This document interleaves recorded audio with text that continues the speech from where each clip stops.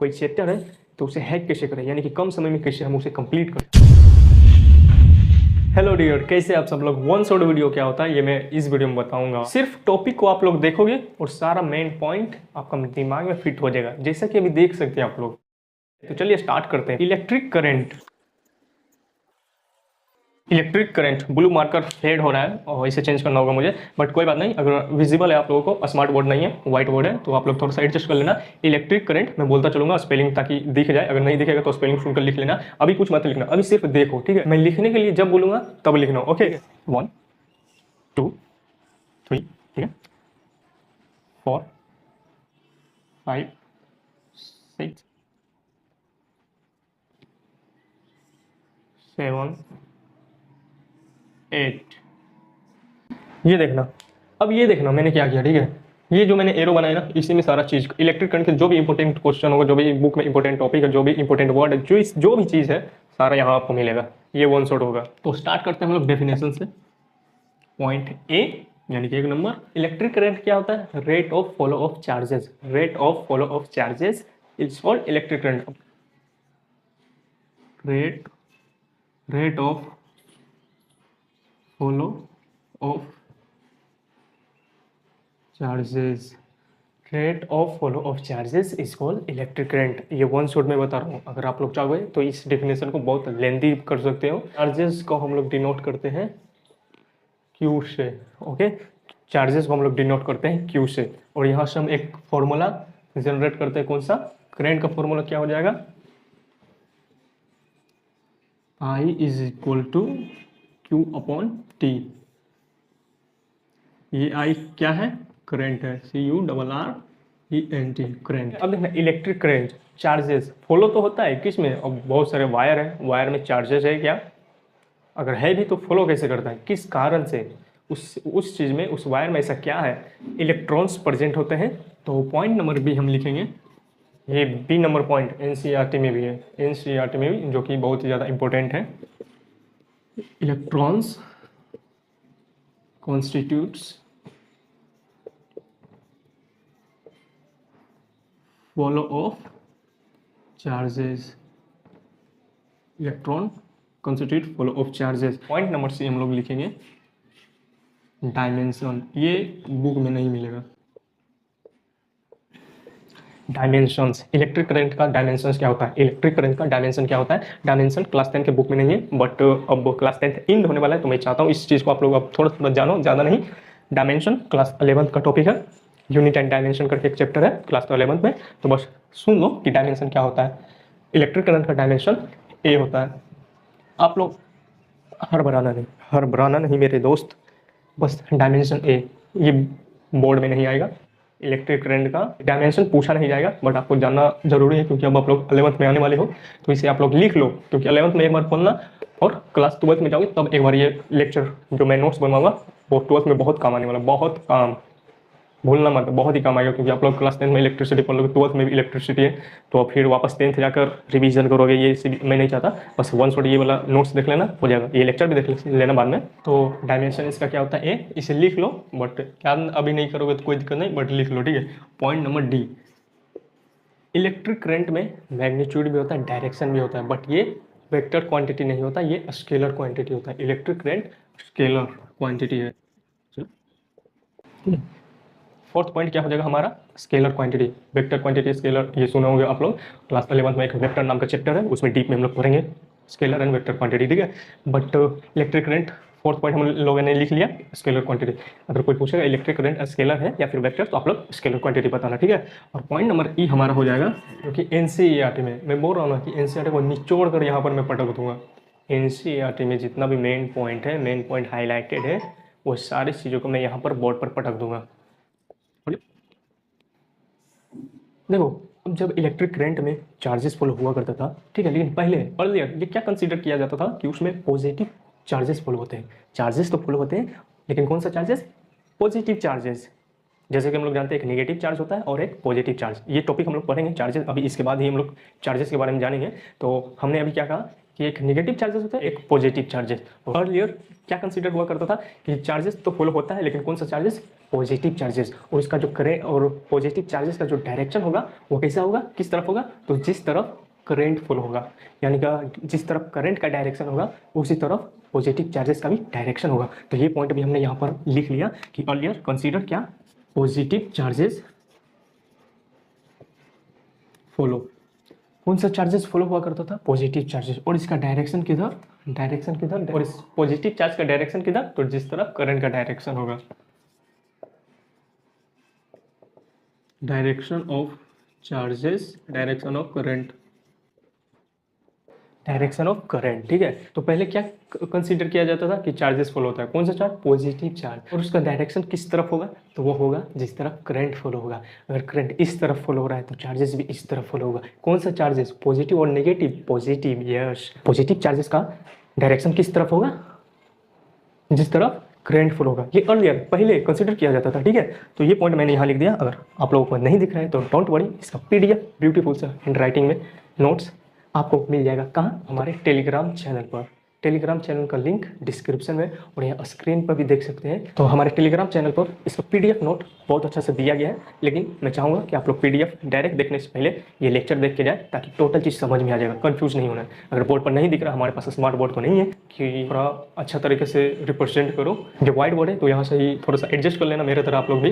बाकी hand retain notes बहुत ही सुंदर तरीके से आपको हमारे टेलीग्राम चैनल पे मिल जाएगा, एक बार जाके देख लेना। ओके, तो अभी आप लोग ये वन शॉट वीडियो देखिए। ओके, ये क्या कंसीडर किया जाता था कि डायरेक्शन, चार्जेस का जो डायरेक्शन होगा करंट की तरफ होगा, लेकिन कन्वेंशनली ये क्वेश्चन हमेशा बोर्ड में पूछा जाता है। पॉइंट नंबर ई,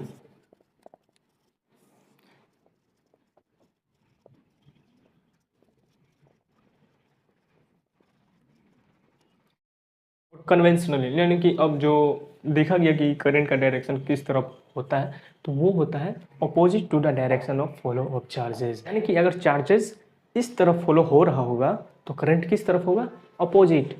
इस तरफ चार्जेस है तो करंट इस तरफ होगा, इस तरफ करंट होगा। इस तरफ अगर चार्जेस फॉलो हो रहा है तो करंट इस तरफ फॉलो होगा। ठीक है, और अर्लियर पहले क्या कंसिडर किया जाता था कि चार्जेस जिस पॉजिटिव चार्जेस जिस तरफ फॉलो हो रहा होगा उसी तरफ करंट भी फॉलो हो रहा होगा। और कन्वेंशनली करंट इस तरफ फॉलो हो रहा है तो चार्जेस इस तरफ फॉलो होगा। ओके, इससे हमेशा क्वेश्चन आएगा, ये पॉइंट बहुत इंपॉर्टेंट है। और चार्जेस में कौन सा, इलेक्ट्रॉन। ठीक है, जैसे कि इलेक्ट्रॉन, और इलेक्ट्रॉन कौन सा चार्ज है, पॉजिटिव या नेगेटिव, तो नेगेटिव। ठीक है, ओके, तो इस चीज़ को मैं रिपीट करता हूँ कि अर्लियर क्या कंसीडर किया जाता था। पहला चीज़ कि जो चार्जेस फॉलो होता है वो कौन सा चार्जेस होता है, पॉजिटिव चार्जेस फॉलो करता है। और करंट का डायरेक्शन किस तरफ होगा, तो जिस तरफ पॉजिटिव चार्जेस फॉलो होगा। और कन्वेंशनली ये कंसीडर किया जाता है कि अगर चार्जेस इस तरफ फॉलो हो रहा है तो करंट इसका अपोजिट में फॉलो होगा, इस तरफ होगा। और वो चार्जेस कौन सा होगा, नेगेटिव चार्जेस। कौन सा, नेगेटिव चार्जेस, जो हमने पॉइंट नंबर 2 में पढ़ा था, electron constitute follow of charges. Electron follow होता है और इलेक्ट्रॉन नेगेटिव चार्जेस होते हैं। तो अगर नेगेटिव चार्ज इलेक्ट्रॉन इस तरफ फॉलो हो रहा है तो करंट इस तरफ फॉलो होगा। ये कन्वेंशनली है। ठीक है, और अर्लियर क्या था कि पॉजिटिव चार्जेस फॉलो होगा और जिस तरफ चार्जेस फॉलो होगा उस तरफ ही करंट फॉलो होगा। और कन्वेंशनली अगर इलेक्ट्रॉन्स यानी कि नेगेटिव चार्जेस फॉलो हो रहा है इस तरफ तो इसके अपोजिट में करंट फॉलो होगा। ठीक है, समझ गए आप लोग। इस चीज़ को बेहतरीन तरीके से हमने फीलिंग के साथ समझाया है अपने कंप्लीट इलेक्ट्रिसिटी चैप्टर में, जो कि बहुत जल्द अपलोड भी हो जाएगा, वो वीडियो भी देख लेना। बट वन शॉट हमने सोचा कि अब एग्ज़ाम्स नज़दीक आ रहा है, नवंबर अभी आ चुका है, तो वन शॉट पहले बना लेते हैं हम लोग लेक्चर। तो वन शॉट हम लोग कंप्लीट कर रहे हैं। बाकी फुल चैप्टर देखना होगा तो सब्सक्राइब कर लीजिए चैनल को, नोटिफिकेशन बेल ऑल कर देना ताकि वो फुल वीडियो आपका टाइम पर आ जाए और आप लोग उसे भी देख लेना। बट मेरा मानना है कि ये वीडियो इनफ होगा। पॉइंट नंबर अब एफ, आई एम सॉरी, यहाँ पर ई रिपीट हो चुका है, इससे आप लोग एफ, पॉइंट नंबर एफ यानी कि 6th पॉइंट नंबर था, पॉइंट नंबर जी। पॉइंट नंबर जी में हम लोग देखेंगे क्या, SI unit of current, SI unit of current. मैं आई लिख रहा हूँ करंट का, अब थोड़ा स्मार्ट बनो। ठीक है, इसका क्या होता है, एसआई यूनिट एम्पियर, जिसे हम ए से रिप्रेजेंट भी करते हैं। SI unit of electric current क्या हो जाएगा, एम्पियर, जिसे, और एम्पियर को हम लोग किस लेटर से डिनोट करते हैं, तो capital A. Ampere was a great scientist, तो उनके इलेक्ट्रिसिटी में महान काम के लिए हम उन्हें उनके नाम से ऑनर करते हैं, इसलिए उन्हीं के नाम पर एसआई यूनिट रखा गया। बाकी एक्चुअली जो हम इसका एसआई यूनिट फाइंड करेंगे फॉर्मूला से, जैसे कि I = Q/T, क्यू चार्ज है और चार्ज का एसआई यूनिट क्या होता है, कूलम। कूलम, सी लिख दिया मैं, और नीचे क्या है टाइम, एसआई यूनिट निकालना भी मैं सिखा रहा हूँ। नीचे क्या है टाइम, टाइम का यूनिट होता है second. Okay, coulomb per second SI unit भी होगा। एम्पियर महान साइंटिस्ट थे, उन्हीं के ऑनर पे हम उन्हें एम्पियर एसआई यूनिट रखा। और दूसरा जो एसआई यूनिट होगा इलेक्ट्रिक करंट का, वो क्या होगा कूलम पर सेकेंड। अगर बहुत कम अमाउंट में करंट हो तो हम मिली एम्पियर में उसे रिप्रेजेंट करते हैं, और उससे भी बहुत कम अमाउंट में करंट हो, बहुत छोटा अमाउंट में, तो हम माइक्रो एम्पियर में उसे रिप्रेजेंट करते हैं। और 1 milli ampere is equal to 10 to the power -3 ampere. Okay, और एक होता है macro ampere, MACROAMPERE, macro ampere. 1 macro ampere is equal to 10 to the power -6 ampere. I hope visible होगा। ओके, आई होप ये आपको विजिबल होगा। अगर नहीं दिख रहा है तो कोई दिक्कत नहीं, आप लोग सिर्फ देखिए सुनिए, लिख सकते तो लिख ले, वरना इसका नोट्स PDF फॉर्म में हम अपने टेलीग्राम चैनल पे पोस्ट कर दूंगा, वहाँ से आप लोग डाउनलोड करके देख लेना। ओके, बहुत स्टूडेंट का प्रॉब्लम क्या होता है कि एक चैप्टर को 6 घंटा 7 घंटा 10 घंटा, 1 दिन 2 दिन लगा देते कंप्लीट करने में। लेकिन ये वीडियो में बहुत कम समय में हम लोग हैक करना सीखेंगे कि अगर कोई चैप्टर है तो उसे हैक कैसे करें, यानी कि कम समय में कैसे हम उसे कंप्लीट कर दें। NCERT पढ़ोगे, एडवांस बुक पढ़ोगे, सारे चीज़ का मैं यहाँ पर पटक दिया हूँ। पॉइंट नंबर G के बाद H। मैं इतना संभल कर इसीलिए लिख रहा हूँ क्योंकि यहाँ नीचे मैं यहाँ लिखूंगा, हाथ से इरेज हो जाएगा। देखो, करंट को हम लोग मेजर किस चीज़ में करते हैं, जो इंस्ट्रूमेंट है उसका क्या नाम है, चलिए लिखते हैं हम लोग यहाँ से। करंट मेजर्ड बाय, उस इंस्ट्रूमेंट का क्या नाम है, ammeter. Ammeter, current measured by instrument called ammeter. Ammeter से करंट मेजर किया जाता है। और एक पॉइंट और लिखना, एमीटर जब सर्किट में कनेक्ट करते हैं तो पैरेलल में या फिर सीरीज में, parallel combination and series combination सुना ही होगा आप लोगों ने, नहीं सुना तो कोई बात नहीं, यहाँ पर हम लोग सारी चीज़ हाईलाइट करेंगे। एमीटर को हम लोग सीरीज में कनेक्ट करते हैं, कनेक्टेड इन सीरीज कॉम्बिनेशन। मैं सीरीज लिख रहा हूँ, आप लोग समझना कि सीरीज कॉम्बिनेशन का बात हो रहा है, ठीक है। ये क्वेश्चन आता है कि एमीटर को हम लोग पैरेलल कॉम्बिनेशन में लगाते हैं या फिर सीरीज कॉम्बिनेशन में, ऑब्वियसली सीरीज कॉम्बिनेशन में, ठीक है। तो ये पॉइंट भूलना मत। गुड एमीटर होगा उसका रेजिस्टेंस 0 होगा। Remember this point, what I am saying, remember this point. जो गुड एमीटर होगा उसका रेजिस्टेंस 0 होगा। रेजिस्टेंस भी सुने होंगे आप लोग, नहीं तो इसका आगे हम लोग डीप में चर्चा करने वाले हैं शॉर्ट में। तो जो गुड एमीटर होगा, गुड एमीटर, उसका रेजिस्टेंस 0 होगा, याद रखना। ZD ओ मत समझना, मैंने न्यूमेरिकल में भी लिख दिया और अल्फाबेटिकल में कि जो अच्छा एमीटर होगा, सबसे अच्छा एमीटर, उसका रेजिस्टेंस हमेशा 0 होगा। और एक सिमिलर डिवाइस होता है गैल्वेनोमीटर। अब इसका हम लोग वर्किंग देखेंगे कि क्या होता है, गैल्वेनोमीटर क्या काम करता है। GALVANOMETER, galvanometer. गैल्वेनोमीटर क्या करता है कि ये डिटेक्ट करता है करंट को। Galvanometer detect presence of current in electric circuit. Detect DETC, detect presence of PRESENC, presence of current, CURRENT, current in a circuit, ठीक है। तो हमारा इलेक्ट्रिक करंट टॉपिक से सारा चीज़ निचोड़ कर हमने यहाँ पर पटक दिया। आप लोग पहले एक सेकंड स्क्रीनशॉट ले लो, ठीक है। मैं तो सिर्फ एक मोबाइल फ़ोन से ये लेक्चर रिकॉर्ड कर रहा हूँ, मुझे तो पता नहीं कि ये कितना विजिबल आप लोगों को है या नहीं, बट आई होप ये विजिबल होगा और आप लोग इसे अच्छा से लिख सकेंगे। अगर नहीं दिख रहा है तो कोई प्रॉब्लम नहीं, सुनकर लिख लो। और दूसरा ऑप्शन ये है कि PDF डाउनलोड करके हमारे टेलीग्राम चैनल से आप लोग वहाँ से भी देख लेना। बस कमेंट में ये बताओ कि ये लेक्चर कैसा लग रहा है। मैं हट जाता हूँ, आप लोग स्क्रीनशॉट ले लें।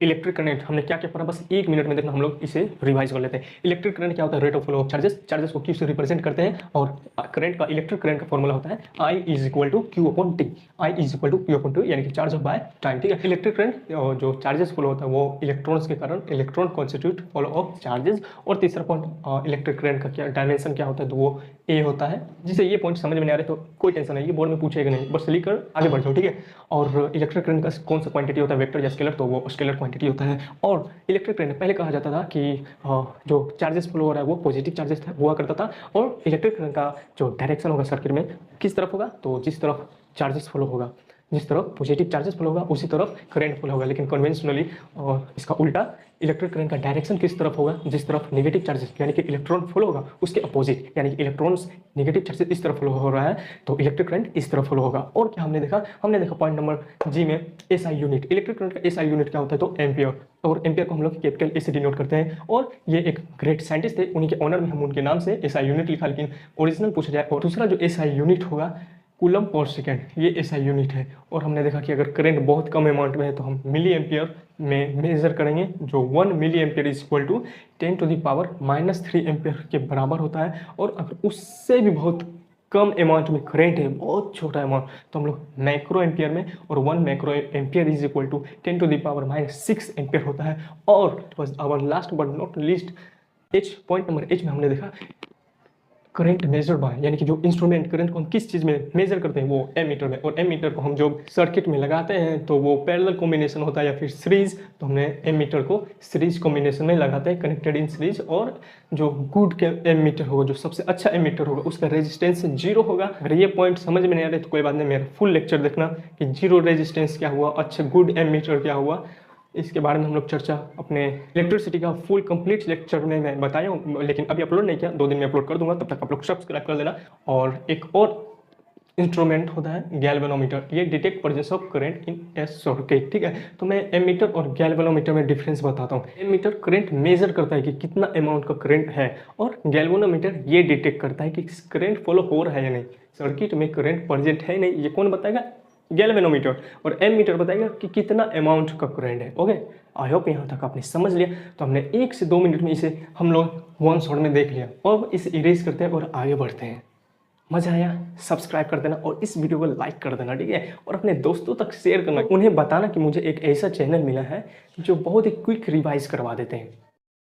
2-3 पॉइंट ऐसा देखेंगे, नोट करके लिखेंगे जो कि इंपॉर्टेंट है। फिर उसके बाद हम लोग इलेक्ट्रिक चार्जेस के बारे में डीप में पढ़ेंगे, वैसे ही हैक कर NCERT बुक हो, रेफरेंस बुक हो, या फिर कोई भी एडवांस बुक, सारा पॉइंट निकाल कर यहीं पर पढ़ देंगे। तो सबसे पहले जो करंट फॉलो हो रहा है वो higher potential to lower potential, electric current follow होता है from higher potential to lower potential, ठीक है, यानी कि positive terminal to negative terminal. और electron follows from lower potential to higher potential, यानी कि electrons follows from negative terminal to positive terminal।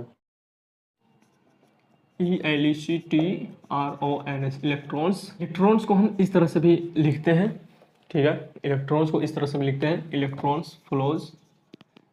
Flow किसे, lower potential LOWER, lower POTENTIAL, lower potential to higher potential HIGHER, higher potential POTENTIAL, potential, ठीक है।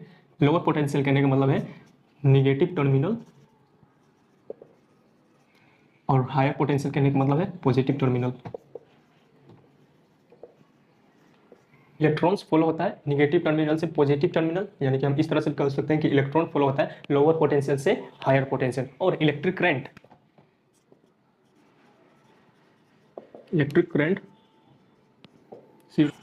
Flows किसे, higher potential HIGH या higher POTENTIAL, potential से lower potential LOWER, lower potential.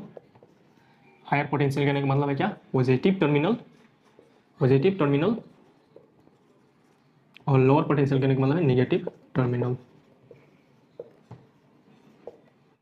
अभी ही मैंने बताया क्या कन्वेंशनली कि अगर इलेक्ट्रिक नेगेटिव चार्जेस यानी कि इलेक्ट्रॉन्स इस तरफ फॉलो हो रहा है तो इलेक्ट्रिक करंट इस तरफ फॉलो हो रहा है। सिमिलरली इलेक्ट्रॉन्स लोअर पोटेंशियल से हायर पोटेंशियल में जा रहा है तो इसका अपोजिट क्या होगा, इलेक्ट्रिक करंट हायर पोटेंशियल से लोअर पोटेंशियल में जाएगा।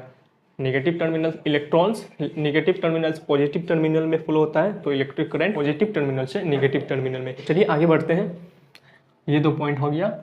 एक और पॉइंट इलेक्ट्रॉन्स के बारे में, इलेक्ट्रॉन्स फ्लो, इलेक्ट्रॉन फ्लो होता है, मानते हैं ये एक इलेक्ट्रिक वायर है। वैसे तो इलेक्ट्रॉन्स सारे ऑब्जेक्ट्स में पाए जाते हैं, तो हम मान लेते हैं कि ये वायर है, और मान लेते हैं कि मैंने सेल बैटरी कनेक्ट कर दिया, एनर्जी से मिला, इलेक्ट्रॉन फ्लो होना स्टार्ट किया। लेकिन ये इलेक्ट्रॉन्स फ्लो कैसे करता है, इसका जो स्पीड होगा उस स्पीड को क्या बोलते हैं, या फिर जो इसका वेलोसिटी होगा, इलेक्ट्रॉन्स का वेलोसिटी, उस वेलोसिटी को हम क्या बोलेंगे। मैं अभी वन शॉट है इसलिए मैं थोड़ा थोड़ा बता कर जा रहा हूँ। वन शॉट वीडियो का एक ही मकसद है, हाईलाइट पॉइंट करना, ठीक है। तो ये जो इलेक्ट्रॉन्स फॉलो होता है उसे हम लोग drift speed, drift DRIFT drift speed, SPWD speed, या फिर DRIFT ड्रिफ्ट वेलोसिटी बोलते हैं, ठीक है। ये पॉइंट भी इंपॉर्टेंट है, NCERT में मिल जाएगा, कोना में कहीं लिखा हुआ थोड़ा सा, मैंने उसको निकाल कर यहाँ पर रख दिया। और इलेक्ट्रॉन्स का मोशन से ही इलेक्ट्रिक करंट होता है। करंट कैसे जनरेट होता है, इलेक्ट्रॉन्स के मोशन से। Motion of electron, MOTION, motion of electrons, electric current, electric. जैसे कि मान लेते ये कॉपर वायर है, ठीक है, और इलेक्ट्रॉन्स तो होगा, तो क्या इसमें करंट है, इसमें करंट होगा क्या, इलेक्ट्रॉन्स तो है नहीं। जैसे इसे एनर्जी मिलेगा, केमिकल एनर्जी जो बैटरी से मिलता है, उसके बाद इलेक्ट्रॉन्स फॉलो होगा, उसका जो मोशन होगा तभी इसमें करंट फॉलो होना स्टार्ट करेगा, ठीक है। तो उससे ही मैंने शॉर्ट में लिखा है, मोशन ऑफ इलेक्ट्रॉन की वजह से ही इलेक्ट्रिक करंट होता है। अगर करंट मोशन में है तो इसे ज़रूरी नहीं है कि ये फॉलो ही होता होगा, कुछ तो इसे रोकता होगा कि पीछे भी जा, हमेशा आगे जाएगा, पीछे भी तो जा, ऐसा तो हो सकता है पीछे जा होगा। तो ये कौन करता है, रेजिस्टेंस नाम का कोई चीज़ होगा, वही इसे कहता है पीछे जाओ। तो motion of electron retarded by resistance, motion of electrons RATARDED retarded by किसके कारण, रेजिस्टेंस, RESISTANCE, रेजिस्टेंस, ठीक है। वन इलेक्ट्रॉन का charge, charge of one electrons, charge of one electrons. जो अभी तक कुछ नहीं पढ़ा वो सुन लो, जिसने ऑलरेडी पढ़ चुका है, या फिर वन इलेक्ट्रॉन का चार्ज का वैल्यू जिसे पता है वो कमेंट में अभी ही बताएंगे, ओके। कमेंट करने से घबराइए मत, कमेंट जितना करेगा उतना आपका रिवीजन होगा, वो चीज़ हमेशा के लिए माइंड में फिट हो जाएगा, ठीक है। मैं 3 तक काउंट करता हूँ, उसके बाद मैं यहाँ पर लिख दूंगा 1 2 3। 1.6 इंटू 10⁻⁻19, सिर्फ इतना लिखेंगे, सही होकर के भी गलत हो जाएगा। इसके साथ साथ हम लोग चार्ज का SI यूनिट क्या होता है, कूलम, वो लिखेंगे C, यानी कि charge of one electron 1.6 into 10⁻⁻19 coulomb. Coulomb लिखना भूलना मत, कूलम बताना ये भी भूलना मत, सिर्फ 1.6 इंटू 10⁻⁻19 नहीं बोलना है, उसके साथ साथ कूलम भी ऐड करना, 1.6 इंटू 10⁻⁻19 कूलम, ओके। और बहुत ही स्मार्ट स्टूडेंट बनना है तो उसके लिए यहाँ पर माइनस लगा दो, क्योंकि इलेक्ट्रॉन्स नेगेटिव चार्ज होता है, ओके। तो चार्ज ऑफ वन इलेक्ट्रॉन्स क्या हो जाएगा, -1.6 इंटू 10⁻⁻19 कूलम, ओके। तो ये था कुछ मोस्ट इम्पोर्टेंट पॉइंट जिसे जानना जरूरी था। और चलिए आगे बढ़ते हैं, और अब इलेक्ट्रिक चार्जेस के बारे में बहुत सारा चीज़ जानते हैं। चार्जेस के बारे में पढ़ चुके होंगे, लेकिन 1-2 पॉइंट ऐसा मिल जाएगा जो शायद नहीं जानते होंगे। चार्जेस के बारे में एडवांस बुक में बहुत लंबा चीज़ है, उस चीज़ को शॉर्ट में हम लोग यहाँ पर पटक देंगे, इतना समय हम लोग कंप्लीट कर देंगे, टोटल चीज़ जो मेन इंपॉर्टेंट पॉइंट है। तो चलिए आगे बढ़ते हैं। अब सबसे पहले चीज़ की electric charge, point number A, electric charge, charge जो है वो नेगेटिव भी हो सकता है और पॉजिटिव भी हो सकता है, ठीक है। कैन बी नेगेटिव और पॉजिटिव, ठीक है, point number A। Now point number B, positive तो ये रिपेल कर जाएगा, और नेगेटिव भी है तो इसे भी रिपेल करेगा, यानी कि सिमिलर चार्जेस है। मान लेते हैं एक ये चार्जेस है और एक चार्जेस है, ये भी पॉजिटिव है, ये भी पॉजिटिव है, अगर दोनों पास आएगा तो ये रिपेल कर देगा। मान लेते हैं ये नेगेटिव है, ये भी नेगेटिव है, दोनों पास आएगा तो ये रिपेल कर देगा। और अगर दोनों सिमिलर चार्जेस नहीं है, अपोजिट चार्जेस है, या तो ये पॉजिटिव ये नेगेटिव, या फिर ये नेगेटिव ये पॉजिटिव, दोनों केसेस में चार्जेस अट्रैक्ट होंगे। तो like charges repel each other and unlike charges attract each other, okay. So positive charges होंगे तो रिपेल, नेगेटिव तो भी रिपेल। अगर पॉजिटिव चार्जेस है और नेगेटिव चार्जेस तो ये अट्रैक्ट करेंगे। अब किन्हीं को मन में लग रहा हो कि नेगेटिव पहले लिखते हैं और पॉजिटिव, तब भी ये अट्रैक्ट होंगे। Like charges repel, unlike charges attract. और ये कॉन्सेप्ट किसने दिया? वो महान साइंटिस्ट का नाम है Benjamin Franklin. BENJAMIN, Benjamin Franklin, FRANKLIN, Benjamin Franklin. ये कॉन्सेप्ट किन्होंने दिया? तो वो बेंजामिन फ्रैंकलिन साहब ने हमें ये कॉन्सेप्ट दिया। ओके, अब पॉइंट नंबर सी देखते हैं। Point number C, SI unit. SI unit होता है कूलॉम्ब, COULOMB। इसे हम C से रिप्रेजेंट करते हैं। कूलॉम्ब का स्पेलिंग आप लोग अच्छे से रट लेना, बार बार लिखना, याद हो जाएगा, क्योंकि कभी कभी कंफ्यूज हो जाओगे। COULOMB कूलॉम्ब, C से लिखते हैं। ये SI यूनिट है किसका? इलेक्ट्रिक चार्जेस का। और इसका जो CGS यूनिट होता है वो स्टेट कूलॉम्ब होता है। CGS unit of electric charge वो होगा state coulomb, STAT state, COULOMB state coulomb. और स्टेट कूलॉम्ब को आल्सो कॉल्ड, और स्टेट कूलॉम्ब को हम लोग क्या बोलते हैं? Electrostatic unit. स्टेट कूलॉम्ब को हम लोग क्या बोलते हैं? Electrostatic unit. ELECTRO, electro, STATIC static unit, जिसे हम लोग ESU बोलते हैं, ठीक है, शॉर्ट में। तो इलेक्ट्रिक चार्जेस का ऐसा यूनिट होगा कूलॉम्ब, जिसे हम C से रिप्रेजेंट करते हैं। और इसका CGS यूनिट होगा स्टेट कूलॉम्ब। स्टेट कूलॉम्ब को ही हम लोग ESU बोलते हैं, यानी कि electrostatic unit. Point number D, 1 coulomb charge, ठीक है। जब 1 कूलॉम्ब चार्ज होगा तो उसमें कितना इलेक्ट्रॉन्स होगा? ठीक, 6.25 इंटू 10⁻18 इलेक्ट्रॉन्स। 1 कूलॉम्ब चार्ज में 6.25 इंटू 10⁻18 माइनस नहीं 10⁻18, ठीक है, 10⁻18 electrons. 6.25 into 10⁻18 electrons 1 coulomb charge में, ठीक है। 1 कूलॉम्ब चार्ज में approx 3 into 10⁻9 state coulomb, COULOMB। और 1 कूलॉम्ब चार्ज जो है वो लगभग 3 इंटू 10⁻9 स्टेट कूलॉम्ब के बराबर होता है, लगभग। ओके, यही चीज़ बुक में 2-2 पेजेस में, एक पेजेस में, यहाँ पर तुरंत में लिख दिया। कॉपी के साइड में आप लोग ये डायग्राम छोटा सा बनाओगे, जिसे माइंड मैप कह सकते हो, लिख दोगे यहाँ कंप्लीट। इससे पहले हमने इलेक्ट्रिक करंट के बारे में देखा, छोटा सा बनाओगे, लिख लिया इलेक्ट्रिक चार्ज यहाँ। और जो मैं बताऊँ लगभग 1 से 2 पेज में सारा कंप्लीट। ये स्ट्रेटजी आप लोग फॉलो कर सकते हो। डियर शकील चैनल को सब्सक्राइब कर इलेक्ट्रिक चार्ज जो है वो स्केलर क्वांटिटी होता है, SCALAR स्केलर, QUANTITY। ये डी था, तो पॉइंट नंबर ई यानी कि जो इलेक्ट्रिक चार्ज होगा वो स्केलर क्वांटिटी होगा। और इलेक्ट्रिक चार्ज का डायमेंशन, इसका डायमेंशन देख लेते हैं। अब क्या बता रहे हैं सर जी आप, डायमेंशन समझ नहीं आ रहा। बाबू घबराओ मत, बस इसे लिख कर छोड़ दो। अभी शायद नहीं समझ में आ रहा हो तो लगता होगा कि क्या बता रहे हैं, लेकिन जब क्लास 11th में, अब तो कुछ दिन में एंट्री हो जाएगा, कुछ मंथ में, उसके बाद बोलोगे ये डायमेंशन कहीं से सुना सा लगता है, फिर करोगे काश उस वक्त पर ध्यान दे दिए होते, तो डायमेंशन का आज इंटरेस्ट ले रहे होते हैं। स्किप करते इस बात को।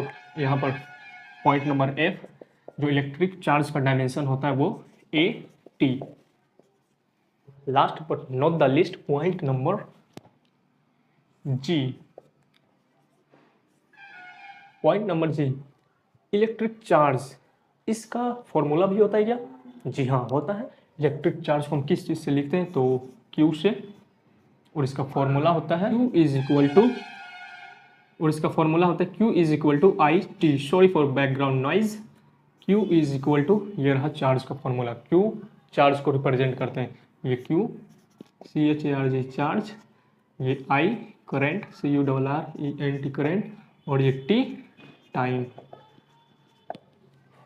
तो इलेक्ट्रिक चार्ज के बारे में कंप्लीट चीज़ हम लोगों ने देख लिया है, और वन शॉट हम लोग फिर से करते हैं। इलेक्ट्रिक चार्ज नेगेटिव भी हो सकता है, पॉजिटिव भी, कैन बी नेगेटिव और can be positive. Like charges जो होगा वो रिपेल करेगा, और अनलाइक चार्जेस जो होगा वो अट्रैक्ट करेगा, यानी कि पॉजिटिव रिपेल, और नेगेटिव भी रिपेल, और पॉजिटिव नेगेटिव या नेगेटिव पॉजिटिव होगा तो अट्रैक्ट करेगा। और ये थ्योरी किसने दिया था? तो बेंजामिन फ्रैंकलिन साहब ने और एसआई यूनिट चार्ज का क्या होता है, तो वो कूलम, जिसे हम सी से रिप्रेजेंट करते हैं। और सीजीएस यूनिट क्या होता है, चार्ज, इलेक्ट्रिक चार्ज का, तो स्टेट कूलम, जिसे हम लोग ईएसयू, इलेक्ट्रोस्टैटिक यूनिट भी कहते हैं। और हमने देखा कि वन कूलम चार्ज में कितने इलेक्ट्रॉन्स होते हैं, तो 6.25 × 10⁻18 इलेक्ट्रॉन्स। और हमने देखा कि वन कूलम चार्ज जो होता है वो लगभग 3 × 10⁻9 स्टेट कूलम के इक्वल होते हैं। और फिर हमने देखा कि स्केलर क्वांटिटी होता है, इलेक्ट्रिक चार्ज स्केलर क्वांटिटी होता है, और इलेक्ट्रिक चार्ज का डायमेंशन जो है 80 होता है। और इलेक्ट्रिक चार्ज का फॉर्मूला हमने देखा कि Q = IT। इसका स्क्रीनशॉट ले लो, फिर मैं इसे इरेज करके आगे हम लोग बढ़ेंगे। तो चलिए अब हम लोग पढ़ते हैं electric potential and potential difference. Electric potential and potential difference. सबसे पहले आप लोग हेक्सागोन का फिगर बनाइए। ऐसा फिगर बना लिया, ये हेक्सागोन का फिगर है। और इसी फिगर में हम लोग electric potential and potential difference, जो कि एनसीईआरटी में और एडवांस बुक में 1-1.5 पेज में है, बहुत घिच पिच है, उसका सारा मेन पॉइंट जो है यहाँ पर मैं पढ़ूंगा अभी। तो चलिए पॉइंट नंबर 1। तो सबसे पहले स्टार्ट करेंगे हम लोग इसका डिफिनेशन से, जो कि हम लोग डिफिनेशन वन शॉट में देखेंगे, ज़्यादा डीप में हम लोग नहीं जाएंगे, लेकिन फिर भी इतना जाएंगे कि सबको समझ में आ जाएगा, ठीक है। Work done, WORK, work done to move a charge, CHARG, charge from कहाँ से, the one point to other, OTHER, other। तो देखिए इलेक्ट्रिक पोटेंशियल क्या होता है, अगर कोई पॉइंट दिया हो, किसी गिवन पॉइंट पर कोई छोटा सा चार्ज इन्फिनिटी से लाने में जो वर्क डन होगा उसी को हम लोग इलेक्ट्रिक पोटेंशियल बोलेंगे। ओके, किसी दो पॉइंट पर वहाँ पर जो चार्ज एक पॉइंट से दूसरे पॉइंट पर लाएंगे, इसमें जो वर्क डन होगा उसी को हम लोग पोटेंशियल डिफरेंस बोलेंगे। ओके, तो हमने डिफिनेशन देख लिया। इस चीज़ को फीलिंग के साथ हमने अपने डीप इलेक्ट्रिसिटी, कंप्लीट इलेक्ट्रिसिटी वाले लेक्चर में समझाया है, वो देख लेना। यहाँ पर सिर्फ हम लोग मेन पॉइंट हाईलाइट करते हैं और वन शॉट में आगे बढ़ते हैं। Point number B, electric potential को हम लोग V से डिनोट करते हैं। Okay, work done to move a charge, W, to move a charge from one point to another, ये V = W/Q, इलेक्ट्रिक पोटेंशियल का ये फॉर्मूला होगा।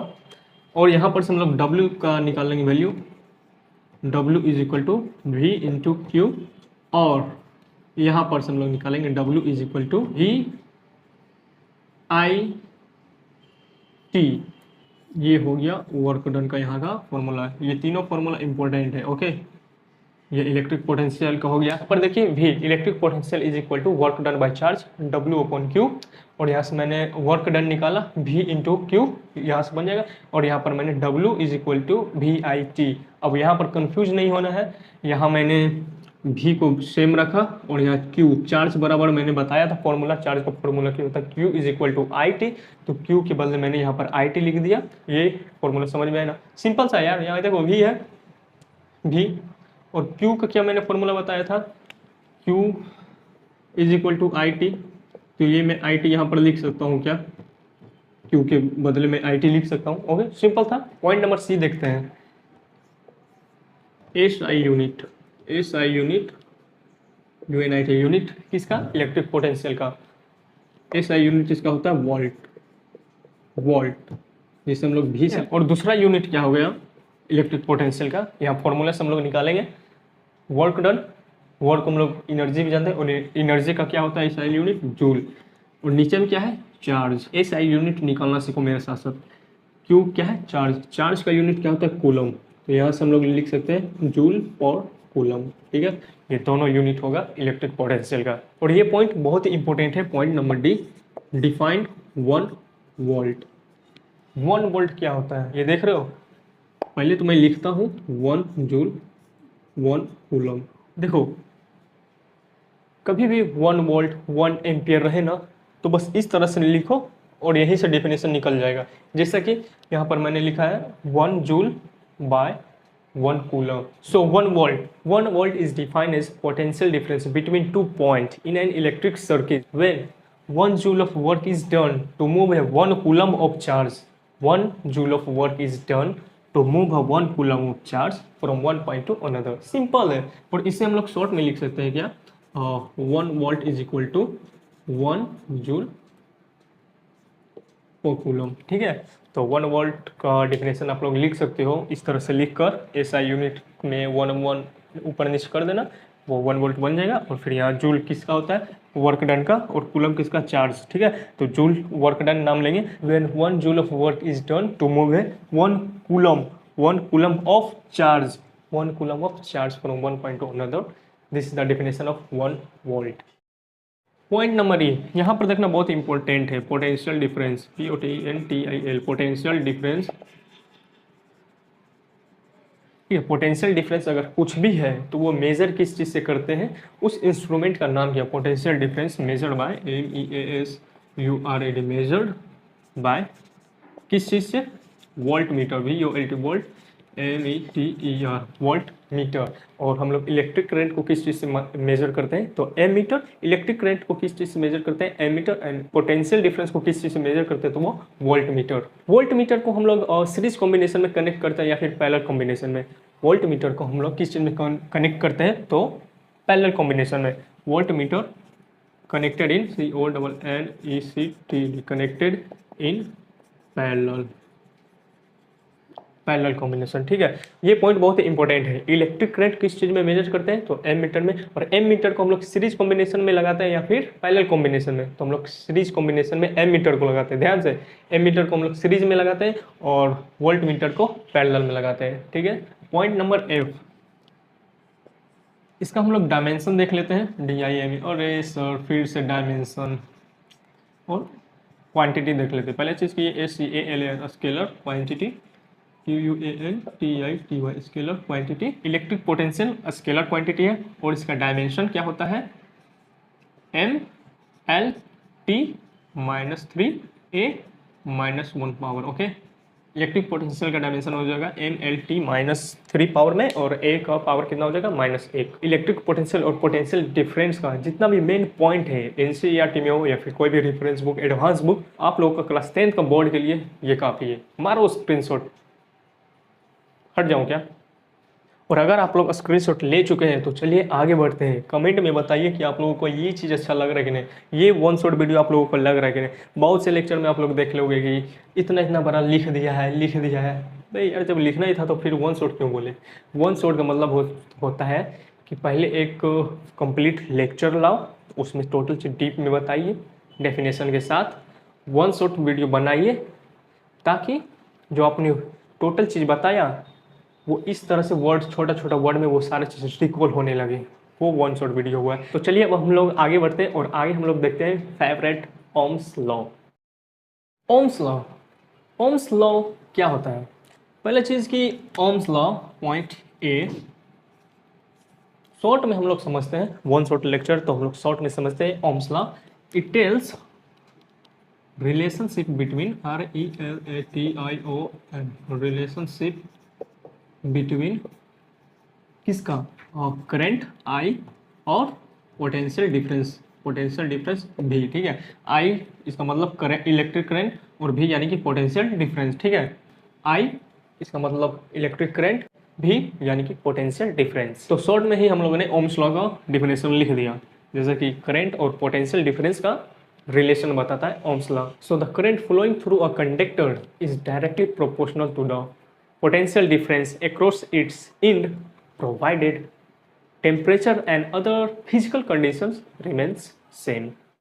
करंट जो होगा किसी कंडक्टर को वो डायरेक्टली प्रोपोर्शनल होगा किसका, पोटेंशियल डिफरेंस का। बस कंडीशन क्या है कि टेम्परेचर और अदर फिजिकल कंडीशन कांस्टेंट होना चाहिए, सेम होना चाहिए, ठीक है। पॉइंट नंबर बी, इसी को किस चीज से लिखा है, V is directly proportional to I,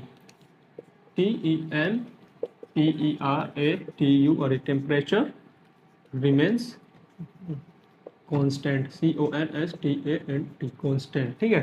तो V is potential difference is directly proportional to current, temperature remains constant. और अब यहाँ से ओम्स लॉ का एक फॉर्मूला जनरेट होता है, V इस प्रोपोर्शनल का साइन हटाने पर एक कांस्टेंट मिलता है, और जिसे हम लोग R के रूप में लिखते हैं। मैं ये शॉर्ट में चल रहा हूँ, मैं एक बार फिर से बताना चाहूँगा कि ये वन शॉट है, तो वन शॉट में हम लोग चलेंगे, इसका डीप में हमने कंप्लीट लेक्चर वाला में समझाया है, ठीक है। बस ये देखो, अब वन शॉट का फायदा क्या होगा जब डीप में ही जाएंगे, वन शॉट का मतलब है इस तरह से हम लोग को लिख लिया, बस क्विक देखा रिवीजन हो गया। अगर जो आप अभी तक कुछ नहीं पढ़ा है, ये लेक्चर देखो, बुक पढ़ लो, फिर मेरा कंप्लीट लेक्चर वाला वीडियो देख लेना, कंप्लीट हो जाएगा। और जो पहले से पढ़ चुके हैं ये नोट्स बना लो या फिर PDF टेलीग्राम से डाउनलोड कर लो, क्विक रिवीजन हो जाएगा भाई, पेज पलटो रिवीजन हो जाएगा, इतना रट्टा मारने की जरूरत नहीं पड़ेगा लास्ट में आपको एग्जाम के जब करीब आ जाओगे, समझ रहे। तो ओम्स लॉ क्या है, V is directly proportional to I, यानी करंट टेम्परेचर रिमेन्स कांस्टेंट। ये प्रोपोर्शनैलिटी का सिंबल हटाने पर एक कांस्टेंट मिलता है जिसे R कहते हैं, और इस R को ही रेजिस्टेंस बोलते हैं, RESISTANC, ठीक है। So V is equal to IR। और एक चीज और इसमें मेन पॉइंट है क्या, पॉइंट नंबर 3, ग्राफ। क्वेश्चन बहुत ही ज़्यादा पूछा जाता है, V और I का जो ग्राफ, ये एक जो स्लोप होता है, मैं लिख देता हूँ, दिख नहीं रहा होगा आपको, इसके लिए सॉरी, मैं बीच में आ गया कैमरा का। देखो VI का जो ग्राफ होगा, ओम्स लॉ में जो VI का ग्राफ होगा वो हमेशा जो स्लोप होगा वो रेजिस्टेंस बताएगा, ठीक है, R। पहले ये सेम क्वेश्चन पूछा जाता था, CBSE बहुत स्ट्रिक्ट हो गया है, तो अब बोल रहा है कि इस तरह से मैंने क्वेश्चन तो बहुत पूछ लिया है, अब थोड़ा सा बच्चे का दिमाग देखता हूँ कि रट कर आ रहा है या फिर पढ़ कर। तो देखना, अब इस तरह को V को यहाँ लिख देगा और I को यहाँ पलट देगा। अभी फिलहाल VI ग्राफ है, तो VI ग्राफ क्या दे रहा है, रेजिस्टेंस R। अगर इसे उल्टा कर देगा I को यहाँ और V को यहाँ, तब कमेंट करके बताओ कि जब इसे उल्टा कर देंगे तब जो स्लोप होगा क्या बताएगा, कितना बताएगा, कैसे बताएगा। जैसा कि अभी भी दिख रहा है क्या, VI ग्राफ, GRAPH ग्राफ क्या बताता है, रेजिस्टेंस, ये हमेशा याद रखना। और अगर इस चीज़ को अपोजिट कर देगा, V का ग्राफ क्या बताएगा, ये कमेंट करके आप लोग अभी बताइए। कमेंट इसलिए कीजिए क्योंकि मैं देखना चाहता हूँ कि कितने बच्चे इसे पढ़ चुके हैं, बस रिवीजन पर्पज से देख रहे हैं, और कितने बच्चे ऐसे हैं जो अभी तक बहुत कम ही पढ़े या फिर समझ में नहीं आया होगा, वन शॉट के माध्यम से काम चला रहे हैं, ठीक है। तो कमेंट करके आंसर बताइए। और आगे हम लोग एक और पॉइंट देखते हैं, पॉइंट नंबर D। तो हमें यहाँ पर देखिए रेजिस्टेंस, रेजिस्टेंस डायरेक्टली प्रोपोर्शनल होगा पोटेंशियल डिफरेंस का, ठीक है। यानी कि अगर रेजिस्टेंस इंक्रीज होगा, बढ़ेगा, तो पोटेंशियल डिफरेंस भी बढ़ेगा। अगर रेजिस्टेंस डिक्रीज होगा, कम होगा, तो पोटेंशियल डिफरेंस भी कम होगा, ठीक है। और रेजिस्टेंस इनवर्सली प्रोपोर्शनल होता है किसका, इनवर्सली प्रोपोर्शनल किसका होता है, करंट का। इसका मतलब रेजिस्टेंस अगर बढ़ा तो करंट कम होगा, और अगर रेजिस्टेंस कम होगा तो करंट बढ़ेगा, ठीक है। ये ओम्स लॉ का मेन चीज़ है, जो यही चीज़ पढ़ना है, इसी से बोर्ड में क्वेश्चन आएगा। और ओरली भी जब कोई क्वेश्चन करेगा तो बस यही सारे चीज़ से, ओम्स लॉ क्या होता है, इंपॉर्टेंट चीज़ बताओ। तो 1 मिनट में आप लोग बता सकते हो कि ओम्स लॉ क्या होता है। ये रिलेशनशिप बताता है किसका, करंट और पोटेंशियल डिफरेंस का। और इसका जो ओम्स लॉ है, और जो भी यानी पोटेंशियल डिफरेंस है, वो डायरेक्टली प्रोपोर्शनल होता है किसका, करंट का, जिसमें कि बस शर्त ये है कि टेम्परेचर और अदर फिजिकल कंडीशन सेम होना चाहिए, कांस्टेंट होना चाहिए। जो V is equal to IR ये फॉर्मूला देता है, जिसमें R रेजिस्टेंस है, और ये R कहाँ से है, तो ये प्रोपोर्शनैलिटी का सिंबल हटाने पर, और इस R को हम लोग रेजिस्टेंस बोले। और फिर VI ग्राफ क्या बताता है, तो रेजिस्टेंस बताता है, और फिर इसको अब अपोजिट करके पूछा जाता है। और ओम्स लॉ से रिलेटेड क्या है, ये रेजिस्टेंस, रेजिस्टेंस जो है वो डायरेक्टली प्रोपोर्शनल है पोटेंशियल डिफरेंस का, यानी कि रेजिस्टेंस अगर बढ़ेगा तो पोटेंशियल डिफरेंस भी बढ़ेगा, अगर रेजिस्टेंस कम होगा तो पोटेंशियल डिफरेंस भी कम होगा। और रेजिस्टेंस जो है वो इनवर्सली प्रोपोर्शनल है किसका, करंट का, यानी कि अगर रेजिस्टेंस बढ़ रहा है तो इसका मतलब करंट कम होगा, रेजिस्टेंस कम हो रहा है तो करंट बढ़ेगा। तो ये था ओम्स लॉ से रिलेटेड। और हम लोग अब रेजिस्टेंस के बारे में थोड़ा सा कुछ डीप में जान लेते हैं, ताकि रेजिस्टेंस से जो भी क्वेश्चन है उसे हम लोग उड़ा सकें। रेजिस्टेंस ये क्या होता है, रेजिस्टेंस थोड़ा देर पहले हमने थोड़ा सा चर्चा किया था कि motion of electron retarded by resistance, तो उसी रेजिस्टेंस के बारे में हम लोग जानेंगे। तो पहला पॉइंट हम लोग लिखेंगे यहाँ पर A, point number A, resistance क्या है, तो it is the property, PROPERTY, property of a conductor, CONDUCTOR, conductor to resist, RESIST, resist the flow of charges, flow of charges, CHARGES, ये आप डेफिनेशन के रूप में यूज़ कर सकते हैं कि रेजिस्टेंस क्या होता है। तो it is the property of conductor to resist the flow of charges. और पॉइंट नंबर भी हम लोग लिखेंगे रेजिस्टेंस का फॉर्मूला क्या होता है। तो सबसे पहले ओम्स लॉ के according V is equal to I R, ये ओम्स लॉ हुआ, तो यहाँ पर से R हम लोग फाइंड कर लेंगे, R is equal to V by I. तो यहाँ पर से हम लोगों ने रेजिस्टेंस का फॉर्मूला निकाल लिया। और पॉइंट नंबर C देखते हैं, SI unit, SI unit of resistance, SI unit, resistance का SI यूनिट क्या होता है, तो वो होता है ओम, OH ओम। ये सिंबल से भी रिप्रेजेंट करते हैं, और मैं अच्छा से बना देता हूँ, यस, ये सिंबल इस तरह से। अगर आप लोग कार्टून नेटवर्क पर टॉम एंड जेरी देखे होंगे, तो जो जेरी होता है उसका घर बिल्कुल ऐसा ही होता है। अगर ये दीवार है तो ये जेरी का घर हुआ, और यहाँ पर हमारा जेरी साहब रहते हैं और टॉम पूरा घर में रहता है, ये हुआ ना। तो बस यही सिंबल है ओम का, ठीक है, बिल्कुल लगभग सिमिलर। और ये जो सिंबल है ग्रीक लेटर है, कौन सा, ग्रीक लेटर, ये पूछा जाता है। पॉइंट देखते हैं डी, पॉइंट डी भी इंपॉर्टेंट है क्योंकि हमेशा पूछा जाता है डिफाइन 1 ओम। तो 1 ओम हो जाता है क्या, 1 वोल्ट बाय 1 एम्पियर, AMPERE। क्यों, यहाँ पर देखो फॉर्मूला मैंने बताया ना, जो फॉर्मूला होगा उसका जो SI यूनिट होगा उसी को 1 लिख देना। तो यहाँ है पोटेंशियल डिफरेंस जिसका SI यूनिट होता है वोल्ट, वोल्ट लिख दिया। और करंट का SI यूनिट होता है एम्पियर, एम्पियर लिख दिया, 1 लिख दिया, 1 ओम डिफाइन हो गया यहाँ पर से, ठीक है। और अब हम लोग एक और पॉइंट देख लेते हैं, पॉइंट नंबर E। तो पॉइंट नंबर E, पहले इसे मैं इरेज कर दूं क्या। अब रेजिस्टेंस के बारे में एक और पॉइंट देखते हैं, point number E, resistance control magnitude of current.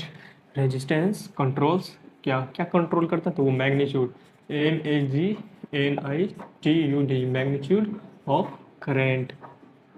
ये यहाँ पर देखो रेजिस्टेंस R, अगर R को मैंने इंक्रीज किया तब करंट क्या हो जाएगा, डिक्रीज होगा। और मैंने रेजिस्टेंस R को डिक्रीज किया तब करंट क्या हो जाएगा, इंक्रीज करेगा। ओके, तो ये वही चीज़ मैंने लिखा है कि resistance controls magnitude of current. तो ये रहा रेजिस्टेंस, और उसके बारे में मैंने 5 पॉइंट जो कि बुक में बहुत ही कॉम्प्लेक्स में लिखा हुआ है, मैंने इसे सिंपल वर्ड्स में तोड़ दिया। यहाँ पर मैं लिख दिया रेजिस्टेंस के बारे में 5 पॉइंट, ये बहुत ही इंपॉर्टेंट है। इस तरह से 1 शॉट वीडियो बनता है। तो आप लोग यहाँ पर वीडियो अगर अच्छा लग रहा हो तो लाइक कीजिए। और चलिए अब हम लोग आगे बढ़ते हैं। Okay, variable resistance, VARIABLE, variable, RESISTANCE, variable resistance. Resistance तो समझ गए, ये वेरिएबल रेजिस्टेंस क्या होता है। अब वेरिएबल रेजिस्टेंस क्या होता है वो देखते हैं हम लोग। ये करंट को रेगुलेट करता है, regulate, REGULATE, regulate current, CU current, without, WITHOUT, without changing, CHANGING, changing voltage source, VOLTAGE, voltage source. Okay, variable resistance क्या होता है, it regulate current without changing the voltage source, regulate current without changing the voltage source. अब जो हम device use करते हैं current को regulate करने के लिए, लेकिन वोल्टेज को सेम रखेंगे, हम लोग वोल्टेज को चेंज नहीं करेंगे, जो है सो वही रखेंगे, सिर्फ करंट को रेगुलेट करेंगे। उसके लिए हम एक डिवाइस यूज करते हैं, जो डिवाइस यूज करते हैं उसे हम लोग क्या बोलते हैं, DEVIC, device called RHEOSTAT, rheostat. Okay, तो ये है वेरिएबल रेजिस्टेंस। वेरिएबल रेजिस्टेंस क्या होता है, it regulate current without changing the voltage source. Current को रेगुलेट करेगा, ओके, लेकिन क्या है शर्त कि वोल्टेज को डिस्टर्ब नहीं करेगा, वोल्टेज को सेम रखेगा, वोल्टेज को चेंज किए बगैर करंट को रेगुलेट करेगा। उसके लिए हम लोग एक डिवाइस यूज करते हैं, और उस डिवाइस का नाम है रियोस्टेट। ओके, और चलिए अब हम लोग आगे जानते हैं एक बहुत ही अच्छा सा चीज़, छोटा सा हम लोग एक ट्राइंगल बनाएंगे, ABC। हम लोग बचपन से ही लगभग क्लास 5-6 पढ़ते आ रहे हैं, good conductor, bad conductor, insulator. तो हम लोगों ने कंडक्टर को बचपन में डिफाइन किया होगा कि करंट इजीली फॉलो हो जाए, ये सारा चीज़। अब थोड़ा सा यूनिक देखते हैं, गुड कंडक्टर कौन होगा। अगर जो गुड कंडक्टर होगा, CONDUCT कंडक्टर होगा, उसका जो रेजिस्टेंस होगा बहुत ही मिनिमम लो होगा।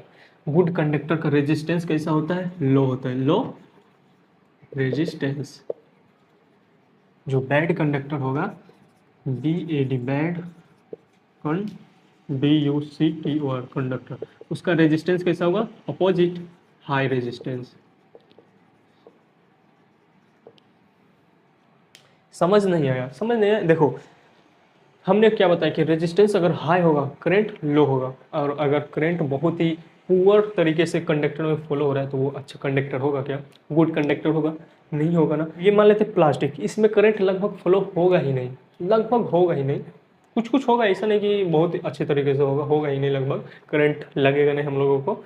बट ऐसा क्या रीजन है? इसमें जो रेजिस्टेंस होता है ना बहुत ही हाई होता है, जो इलेक्ट्रॉन फ्लो होता है उसको रोकता है, रुक जा मत, उसको मतलब रेसिस्ट करता है फ्लो होने से, इलेक्ट्रॉन को रेसिस्ट करता है। ओके, तो इसे अब मैं हटाता हूँ और मैं ब्लू मार्कर यूज करूँगा।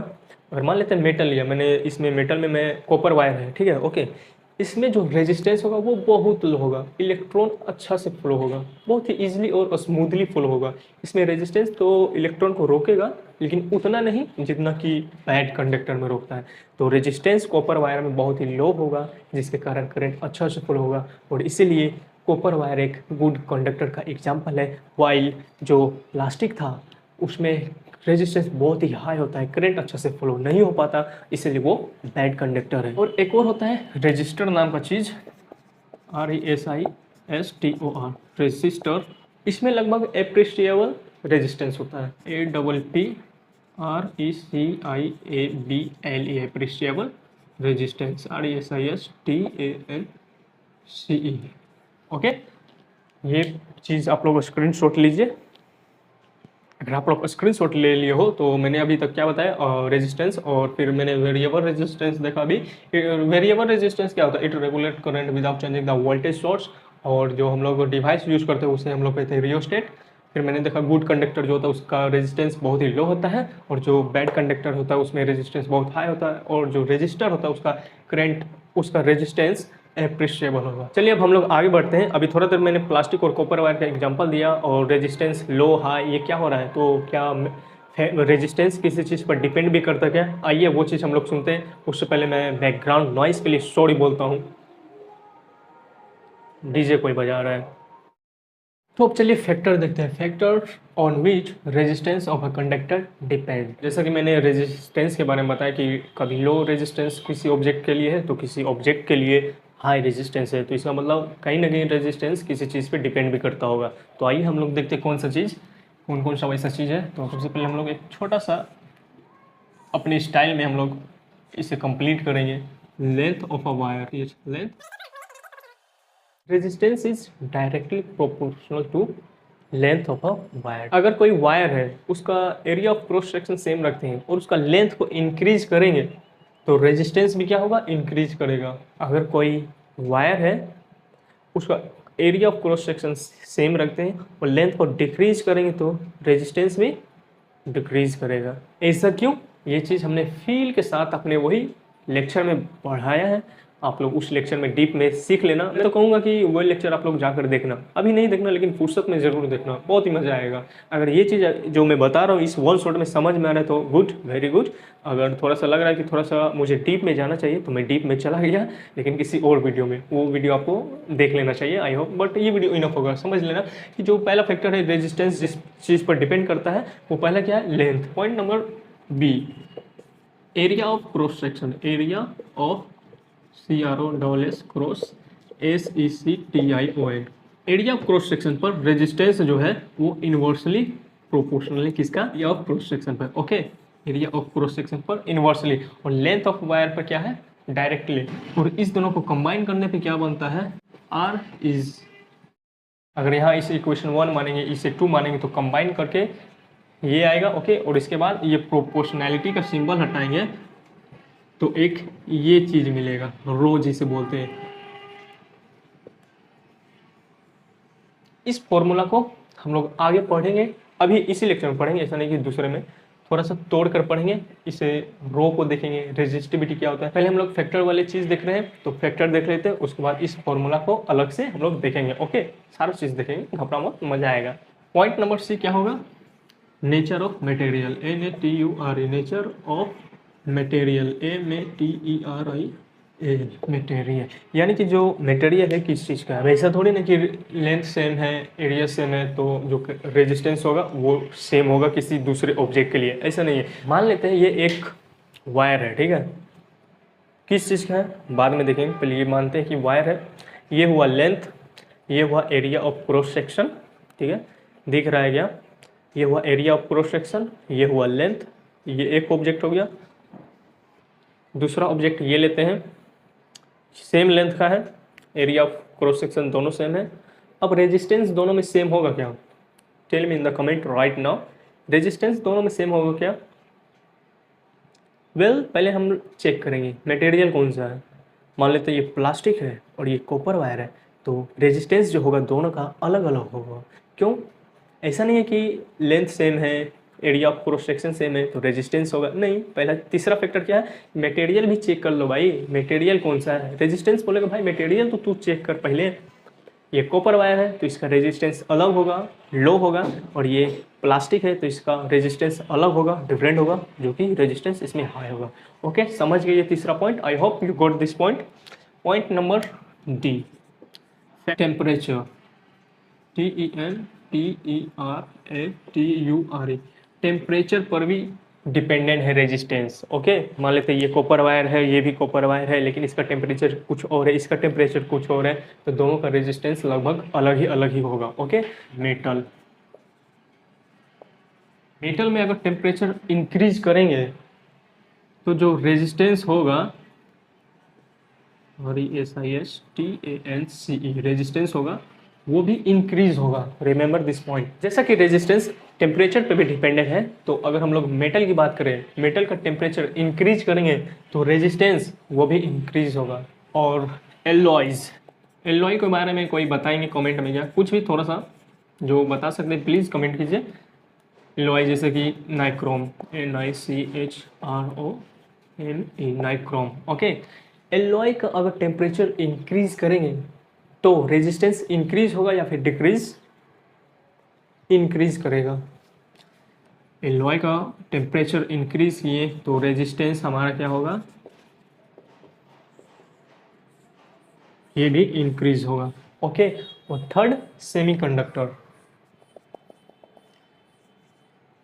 Semiconductor, semiconductor like carbon and silicon. Okay, इसका टेम्परेचर इंक्रीज किया तो रेजिस्टेंस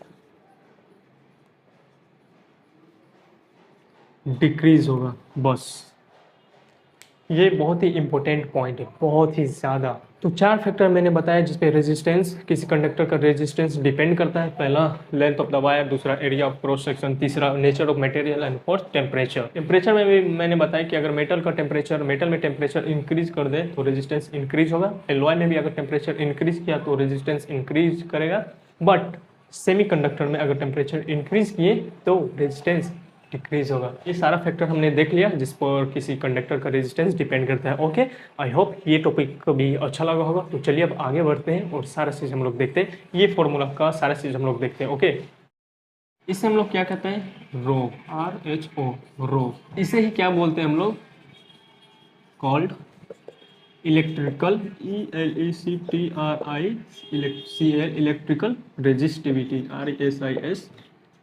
RESISTIVITY, इलेक्ट्रिकल रेजिस्टिविटी। अब रेजिस्टिविटी सुनने में नया आ गया, रेजिस्टिविटी क्या होता है इसे हम लोग एक शॉट में लेते हैं।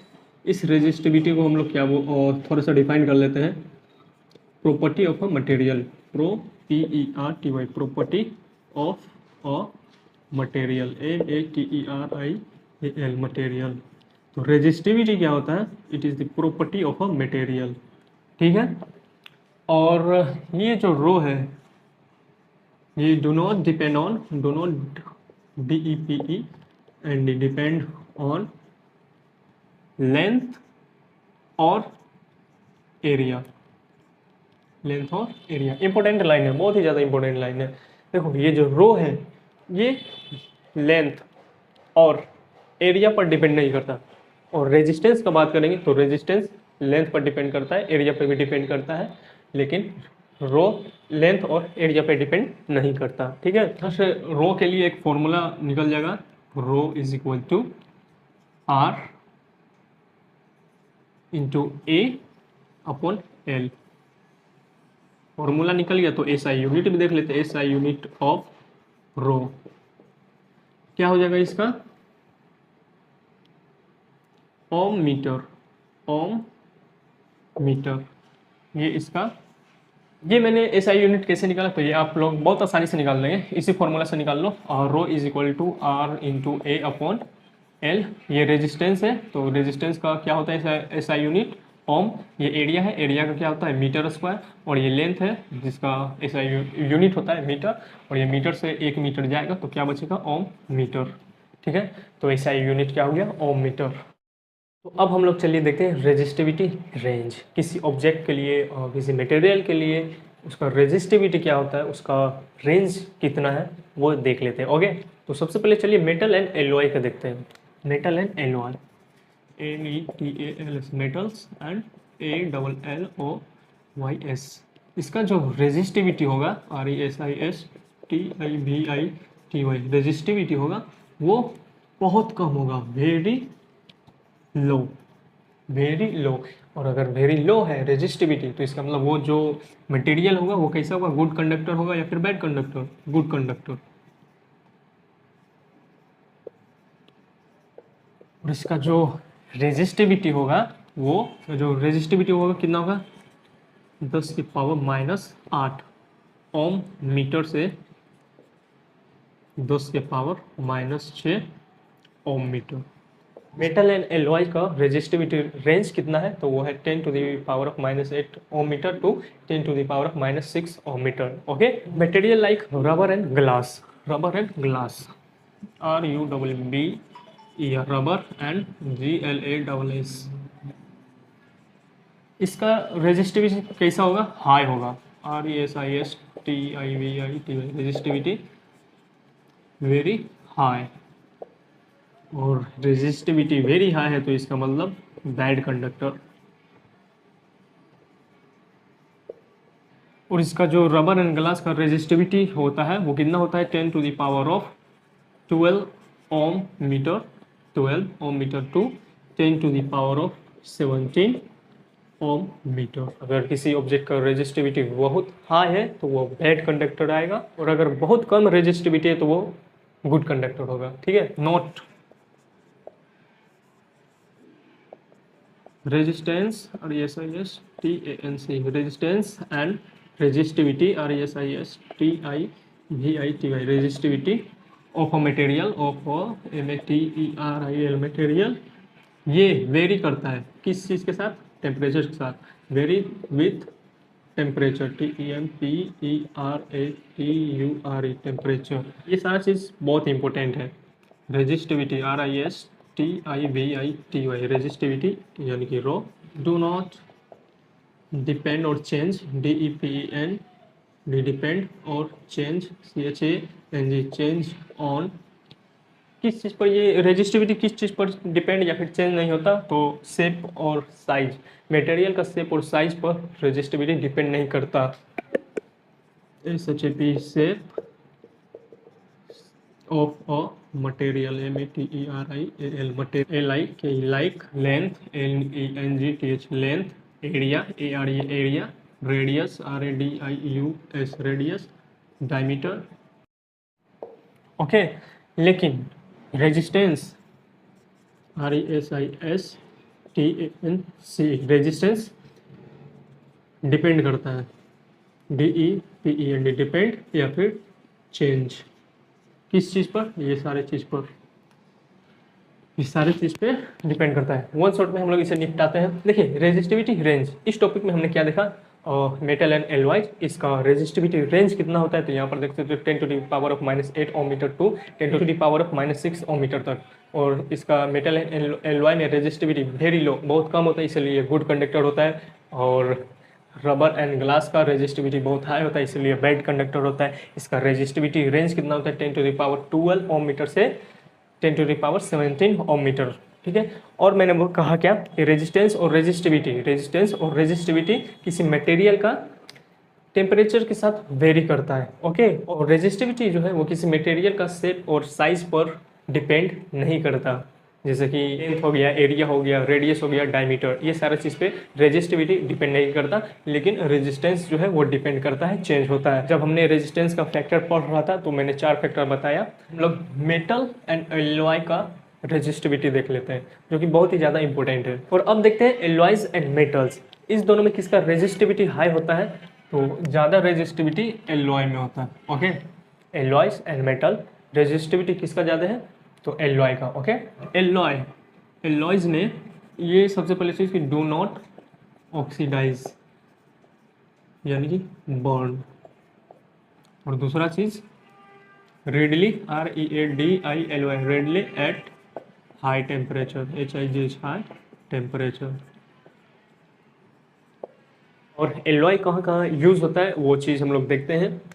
Alloys used in USED, used in कहाँ, electrical ELECTRIC electrical heating device HEATING heating device DEVICES device.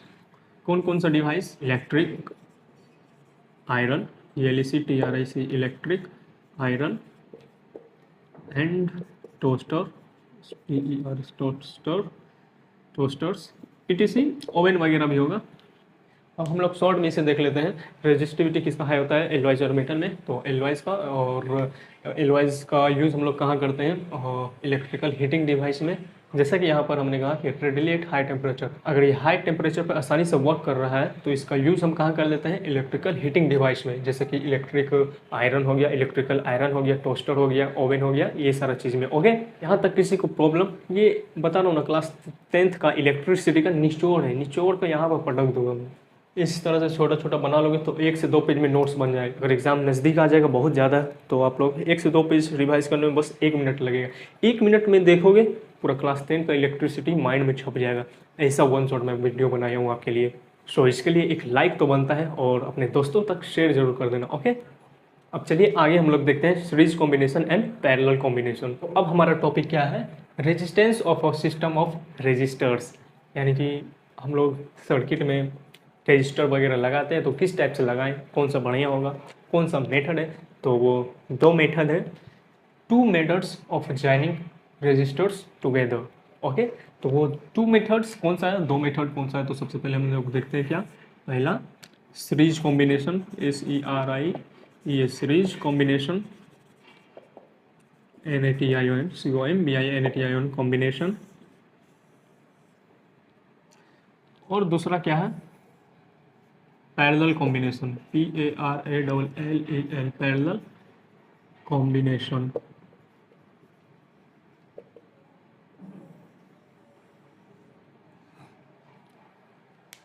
ये 2 मेथड है, series combination and parallel combination. सबसे पहले हम लोग सीरीज कॉम्बिनेशन को देख लेते हैं। इसमें क्या होता है, हम लोग रजिस्टर को इंड टू इंड ज्वाइन करते हैं, ज्वाइंड JOINED ज्वाइंड, कैसे, end to end, end to end.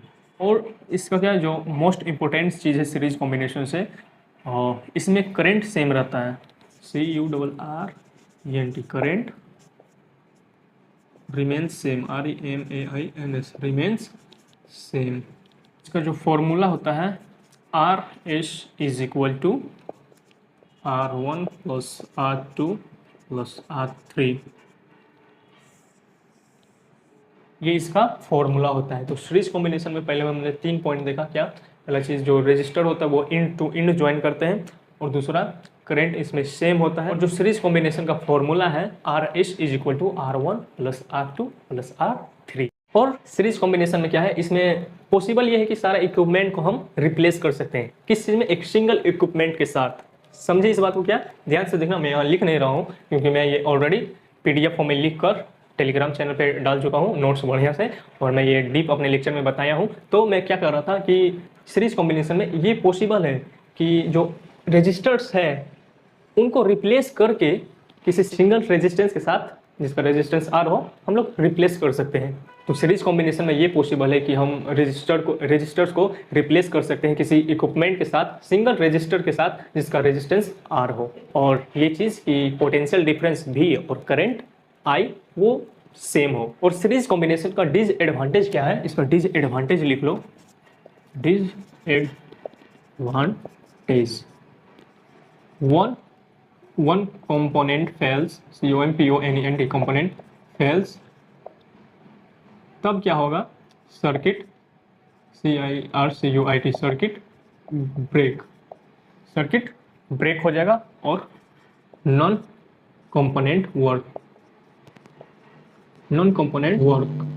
Okay, तो इसका डिसएडवांटेज क्या है, मैं शॉर्ट में लिख रहा हूँ कि अगर कोई एक भी कंपोनेंट फेल हुआ, खराब हुआ, तो सीरीज कॉम्बिनेशन का सर्किट ब्रेक हो जाएगा और कोई अदर कंपोनेंट जो ठीक भी होगा वो भी वर्क नहीं करेगा। तो ये सीरीज कॉम्बिनेशन का डिसएडवांटेज है। ये भी लिख ही लो जो मैं अभी बताया कि possible to replace, POSSIBLE, possible to replace all resistors, all RESIST resistors by an equipment equipment single resistor RESIST resistors जिसका रेजिस्टेंस आर हो, RESIST रेजिस्टेंस, लेकिन potential difference and current same होना चाहिए, रिमेन्स सेम। ओके, ये short में मैंने लिखा है, PDF में अच्छा से आपको मिल जाएगा, शायद नीचे चला गया होगा तो नहीं दिख रहा होगा, इसके लिए डोंट वरी, मैंने बोल के भी लिखा है ताकि सुन के आप लोग लिख सको, या फिर PDF डाउनलोड करके वहाँ से लिख लेना। बस इतना कमेंट में बता दो कि ये लेक्चर कैसा आपको लग रहा है। ओके, अब हम लोग पैरेलल कॉम्बिनेशन को देखते हैं। पैरेलल कॉम्बिनेशन में हम लोग सीरीज में इन टू इन ज्वाइन करते थे, इसमें पैरेलल ज्वाइन करेंगे, join JOIN join parallel PARALLEL, इसको रजिस्टर को हम लोग पैरेलली ज्वाइन करेंगे। ओके, और क्या, इसमें करंट डिवाइड हो जाता है, CURRENT, current divides, DIVIDES divides, not remains same, REMAIN remains same. Okay, series में क्या था, करंट सेम रहता है, लेकिन पैरेलल कॉम्बिनेशन में करंट डिवाइड हो जाता है, इसमें करंट सेम नहीं रहता, इसमें क्या सेम रहता है, वोल्टेज सेम रहता है, VOLTAGE, voltage remains same, REMAINS remains same, same. और पैरेलल कॉम्बिनेशन का जो फॉर्मूला होता है 1/RP is equal 1/R1 plus 1/R2 plus 1/R3, ये फॉर्मूला हुआ पैरेलल कॉम्बिनेशन के लिए, और ये सीरीज कॉम्बिनेशन का फॉर्मूला है, और ये पैरेलल कॉम्बिनेशन का, ठीक है।